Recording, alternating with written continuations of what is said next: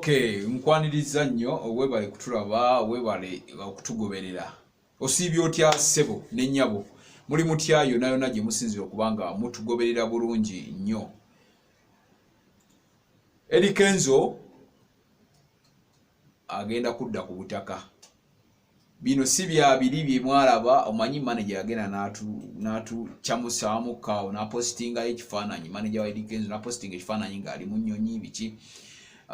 This time around Balam wamu ne tiimu ye yagambye era yakonfirmize nti bagenda kukomyawo Eddy Kenzo e Uganda. Eddy Kenzo amaze emyezi 3 ng'ali Ivory Coast. Tugenda mugwa mukaaga gigenda myezi 3 ya. Jukira yayina ekivulu mu Gwokusatu nakusomeza alimeka 28 we yayina kikolera. Yayina ekivulu mu Gwokusatu nekisazibwamu olw'ekirwadde kino. Naye kyamusanga ayina concert endala ze yali ayina okukola mu Ivory Coast, mu USA, naye nekimusanga ng'ali Ivory Coast. Ne baggalawo airports zonna mu nsi. Ensi zonna in fact airports zakola ki zaggalwa. Mpaka olwaleero tetunnaba kuwulira nnyo nti waliwo ennyonyi etambula. Naye nno omukulu Balam yaviiriddeyo n'ayogerako ku social media platforms ze n'ategeeza nga bw'agenda okwatagana ne banne bakomyewo Eddy Kenzo, Eddy Musuuza, Kaana Kambaata, Ekiwaleema, ate mukwano gwa Amuza. Mukwano gwe bayilawe kubanga twalaba uko apostinga ebintu nga musajja mukwano gwa tayagala nnyo okusuula mikwano, naye nga kisanga nga tekisanze muntu mulala. Mulala tabikola yeeyo. Kale Eddy Kenzo katumusabire, jukira naye yategeezezzaako ko emabegaawo n'agamba amanyidde embeera ya Ivory Coast. Ayina omukyala ajja n'amufumbira ku mmere. Amanyidde ye nga ye obulamu abumanyidde mu Ivory Coast. Agira natambulako ku street, agira embeera agimanyidde era kati agenda amanyirira ddala. Era yategeeza n'agamba oba lockdown weeri oba taliiwo, oba bamukimye oba tebamukimye, he is okay. Tayagala nnyo kumanya, tayagala nnyo kati takyalina pressure eri. Omanyi wali we yali yakatandika mwezi gumu awo nga yakabeera yawe, waliwo ka pressure. Jukira n'emabegaawo twakolako ka campaign awo, bring back Eddy Kenzo, tukakolamu kaawo nga wiiki emu, weeks 2 ne bivaawo tibyaddamu kubeerawo. So kale Eddy Musuuza kitegerekese ensonda ennekusifu nti agenda kukomezebwawo mu ggwanga lyattu Uganda, ate addemu okwenjoyinga obulamu obwo obwewaka kubanga misinze omusajja alina family, omusajja alina business ze wano Uganda, ate musajja tujjukira nti abantu abamu abaali ba insisting ennyo ndowooza mwezi nga gumu gwa lockdown era nakuwako kugulire wano Eddy Kenzo akomewo, yali Honorable Betty Namboze. Honorable Betty Namboze yavaayo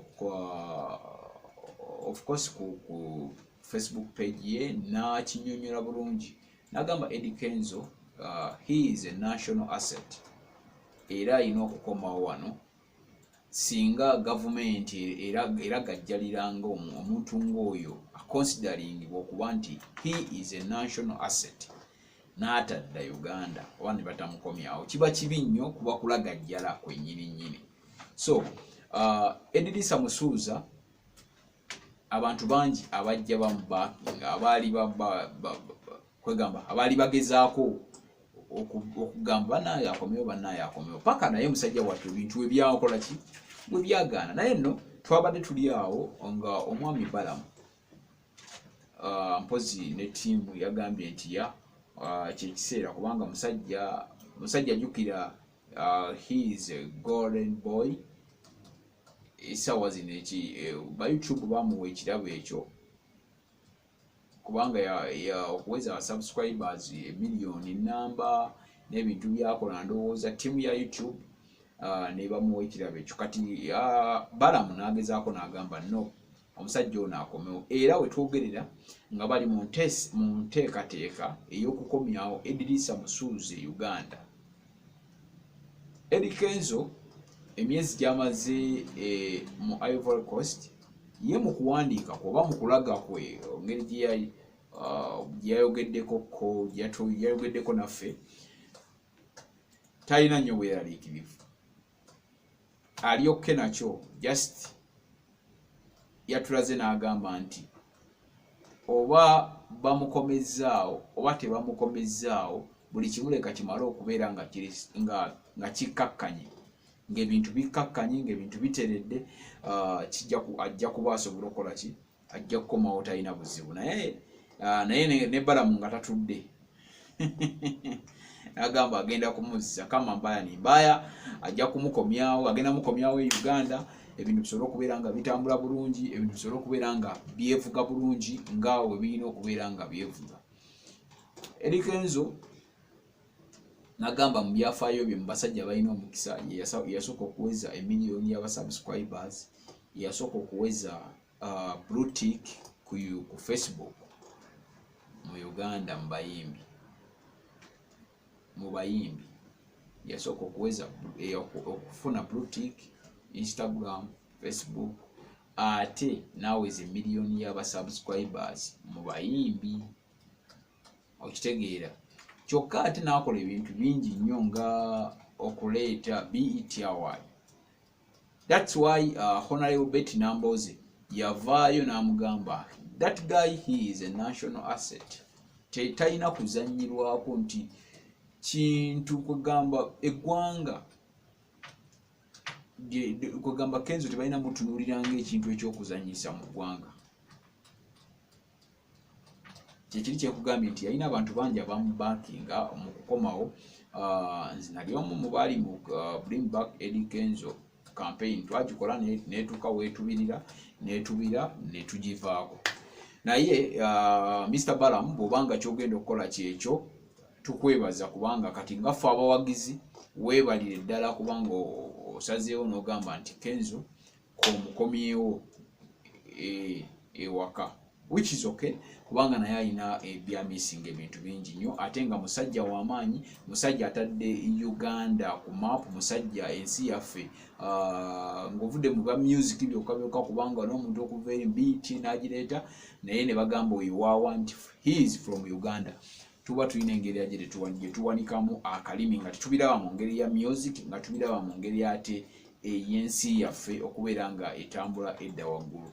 Geego agafa mu Ivory Coast ewa Eddy Musuuza, essaawa yonna abawagizi ba Eddy Kenzo tujja bba tumulaba mu Uganda essaawa yonna, tumusuubira okubeera nga ajja kuba akomyewo wadde ennyonyi tebannazita, naye nga mukulu Balamu yalaze nti waliwo enteekateeka ekolebwa okubeera nga bakomyawo Eddy Kenzo wano e Uganda. Nkwagala nnyo, weebale kutulaba, weebale kutugoberera, weebale kutwagala, kikisinga obukulu. Kale genda osubscribinge oba tonnaba kusubscribinga kubanga tekikola nnyo makulu bw'obanga tosubscribinze ate nga just oliawo kawokawoka. Teweerabira subscribinga public media, eyo sister channel yaffe era nayo eri wano ekolebwako mu ngeri emu oba endala. Ndowooza okutandika n'omwezi ogujja tugenda bba ate ekintu nga tukita nga kitambula bulungi nnyo. Osida Bonchild ali mufumbira bifumba, nange Big Bro Jamal Gemanya. Teweerabira ate okubeera nga okwasaganya ekintu kino nga kitambula bulungi nnyo kubanga sharing or liking, genda mu comment section oleka obubaka tunyumyemu bw'oyagala olanga naffe, era nkikola nnyo nti jangu ku 97.7 Record FM ojja kubuuza manager Jamal, ajja kuba asobola okubanga kwasaganya bw'oyagala okulanga naffe, oba osobola okunoonya okwo mwennyini ku YouTube.